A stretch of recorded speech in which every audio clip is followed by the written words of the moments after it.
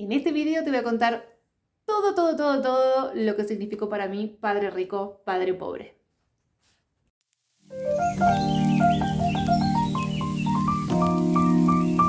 Ahora sí comenzamos con mi experiencia leyendo Padre Rico, Padre Pobre. Este libro que, como ya te lo vengo diciendo, a mí me cambió la vida. Ha sido un libro que me atravesó, que saqué un montonazo de ideas y creo que si lo vuelvo a leer voy a sacar otras muchas ideas para poner en práctica.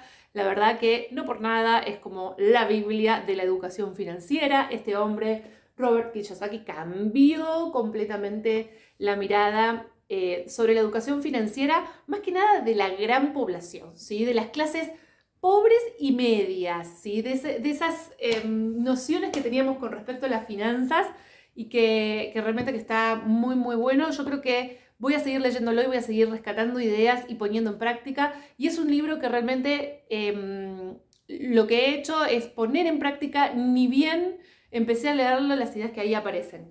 Así que lo primero que quiero contarte es que me autodenomino una representante de lo que Robert denomina camino de la rata, ¿sí?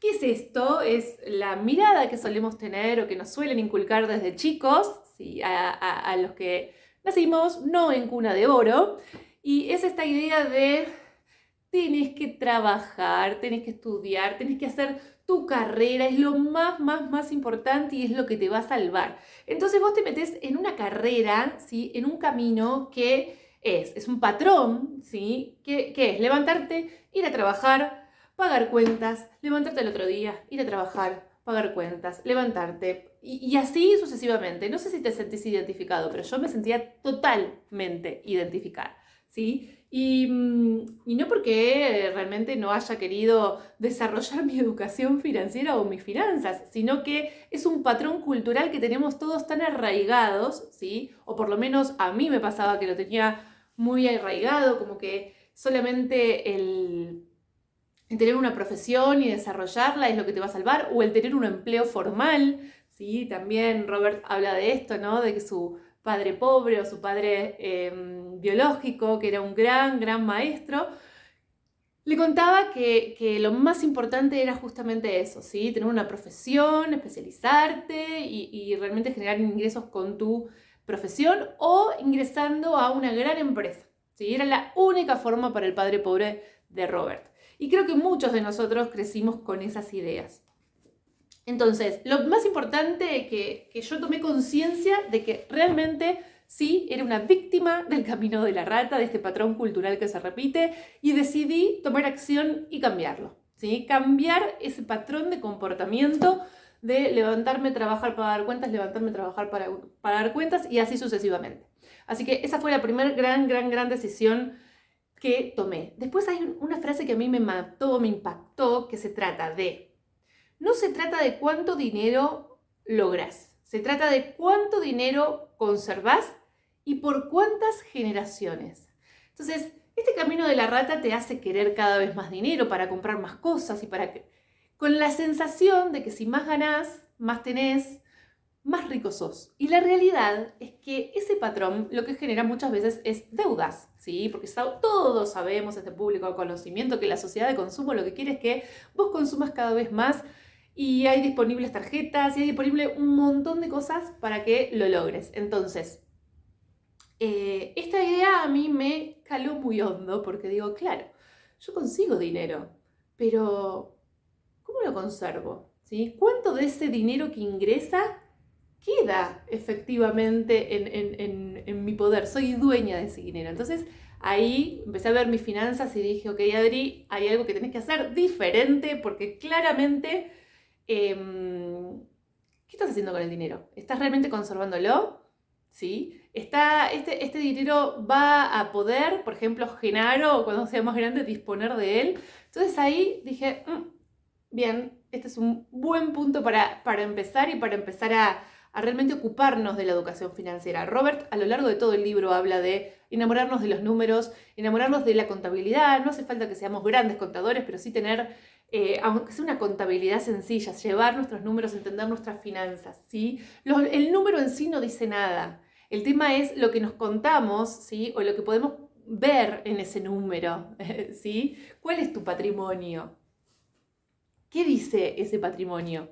Todo lo que ingresa, tu sueldo o lo que sea, ¿queda? ¿Cuánto queda realmente de ello? ¿Y cuánto va a pagar deudas, a pagar, no sé, jubilaciones, impuestos? ¿Sí? ¿Cuánto te queda realmente? Y eso realmente a mí me impactó mucho, mucho, mucho. Entonces, otra cosa que fue como nuevamente, porque yo este libro lo leí 2 veces y esta idea a mí me movió, es la diferencia entre activo y pasivo. Tradicionalmente nosotros venimos de la idea de, nena, tener tu casa, tener tu autito, eso te va a generar muchísimos ingresos, ¿sí? Es una seguridad.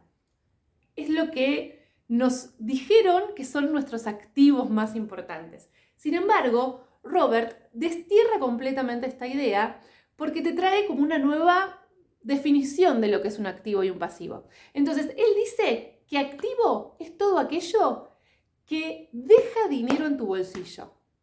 Y pasivo, todo aquello que saca dinero de tu bolsillo.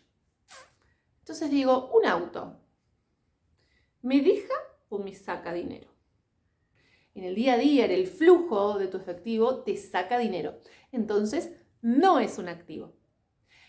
Una casa que está destinada a vivienda sí, principalmente las casas que están destinadas a vivir, ¿te saca o te deja dinero? Te saca dinero. Y esto para mí fue como, ay, un puñal en el corazón, porque, a ver, él no está en contra de la idea de que tengas tu casa propia, que es el gran sueño, como siempre decimos. No, no está en contra de esa idea. Lo que dice Robert es que primero llenes tus filas de activos para que sean esos activos los que compren la casa, por ejemplo, de tus sueños.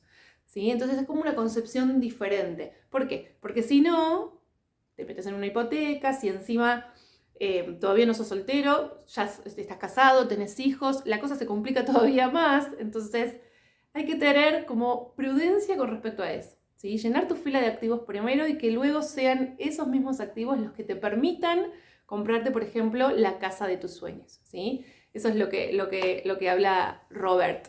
Y realmente nosotros que estamos acá en un plan familiar de búsqueda de nuestra casa propia, bueno, fue un antes y un después haber tenido y leído esta idea e incorporado, ¿sí? Porque creo que cambia la concepción sobre la cual uno quiere adquirir su casa o su lugar. Así que otra idea que me atravesó completamente. Y después habla de los activos. ¿Cuáles son esas cosas que dejan dinero en tu bolsillo? Y él menciona algunas, ¿sí? Y las que son para él las definiciones de activos. Por ejemplo, las acciones, los bonos, los negocios que no exigen tu presencia, porque si ya un negocio exige que vos estés ahí, es tu trabajo, no es tu negocio. Bienes raíces que generen ingresos, es decir, propiedades que te generen ingresos, por ejemplo, por alquiler o por venta de ese inmueble, pero no la casa propia. Ese no sería un activo. Regalías por concepto de propiedad intelectual, como aquellas personas que componen canciones, guiones, patentes. También habla de cualquier cosa que valga, que genere ingresos o que aumente de valor y para lo que haya un mercado dispuesto a comprar en cualquier momento. Eso está súper interesante, ¿sí? Muy, muy, muy interesante esta idea porque, bueno, muchos de los emprendedores o de los que trabajan, por ejemplo, en venta directa y demás, es un concepto que tienen que incorporar, ¿sí? Aquello que vendo aumenta de valor con el tiempo, ¿realmente conservarlo es tener un activo? Si la respuesta es sí, buenísimo, porque realmente es un activo en tu vida. Entonces, estos son los activos que menciona Robert, como únicos, ¿sí? Otras cosas no son activos. Él hablaba, por ejemplo, no sé, si te compras un yate de lujo, bueno, y depende, porque si lo vas a utilizar solo como esparcimiento, evidentemente no estaría siendo un activo.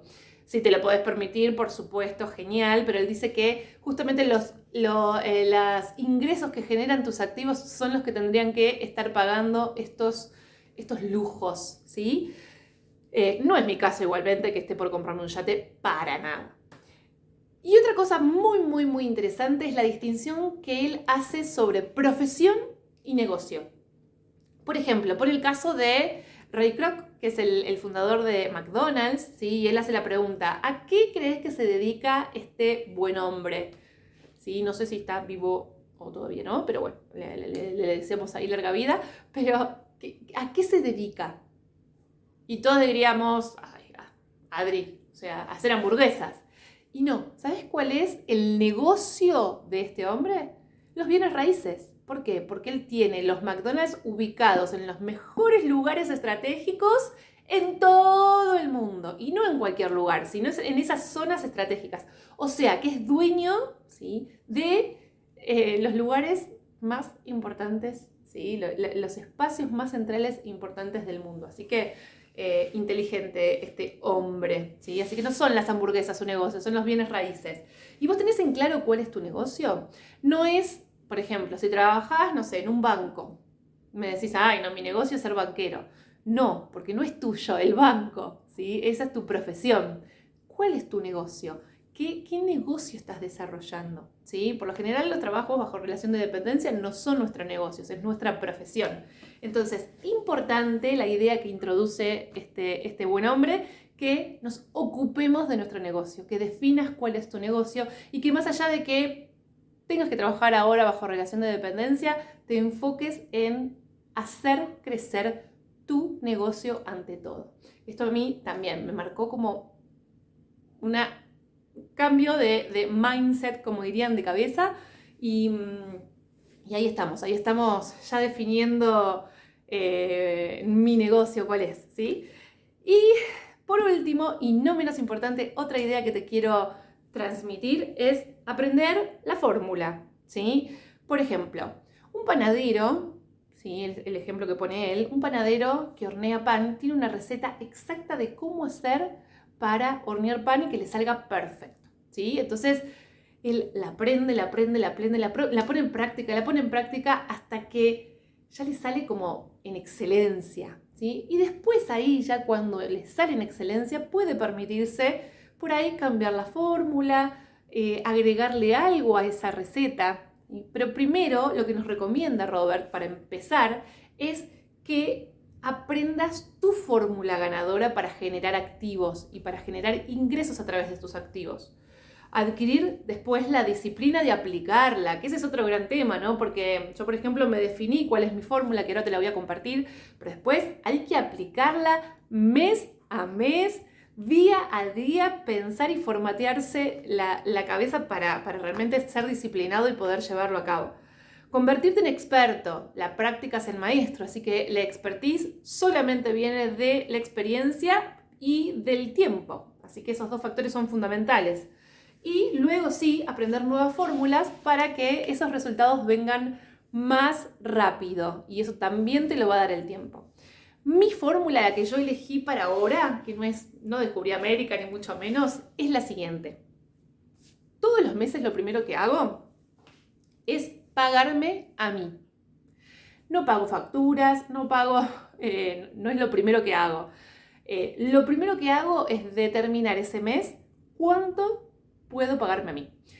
A ver, vos me dirás, estamos en Argentina, Adri, no se puede ahorrar, no se puede... Stop. Que las condiciones externas no influyan en los hábitos que estás queriendo generar. Entonces, ¿qué hago yo? No importa que sean un 5% de tus ingresos, un 2% de tus ingresos, un 3% de tus ingresos, no importa. En realidad lo que suelen decir los grandes, ¿sí?, educadores financieros es que el 50% de nuestros ingresos tendrían que estar destinados a ahorro e inversión. Pero si no es tu realidad, porque no puede ser tu realidad en este momento, no importa. Lo importante es que vayas generando la disciplina de hacerlo. Así sea un 1% de tus ingresos, no importa. Págate a vos primero. Esa acción ya va a generar que te predispongas a mentalizarte, a hacer las cosas diferentes, a enfocarte, a realmente entender la importancia de tu educación financiera, ¿sí? Lo primero que hago entonces es pagarme a mí, y cuando me pago a mí no es que voy y me lo gasto en, no sé, comprarme cosas, no. Ese pago a mí, justamente como te decía antes, tiene que estar destinado principalmente a adquirir activos, ¿sí? Si por ejemplo vos tenés un negocio de venta directa, bueno, eso que te separás, ¿sí? Bueno, adquirirlo en productos, por ejemplo, que sabés que después van a subir precios, más en Argentina, que estamos con la inflación súper alta. Entonces, no sé, comprar acciones, comprar bonos, eso es algo como más desarrollado, pero se puede, ¿sí? Desarrollar tu propio negocio y generar tu propio contenido que después te genere regalías. ¿Por qué no? Soñemos que se puede, ¿sí?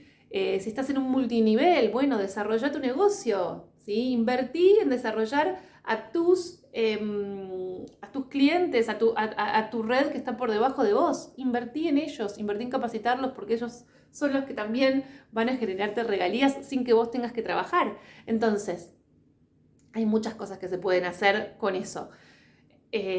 Pagarte a vos y llenar tu columna de activos es indispensable. Y después, que esta también me tuve que hacer como un mea culpa, disminuir tus gastos, ¿sí?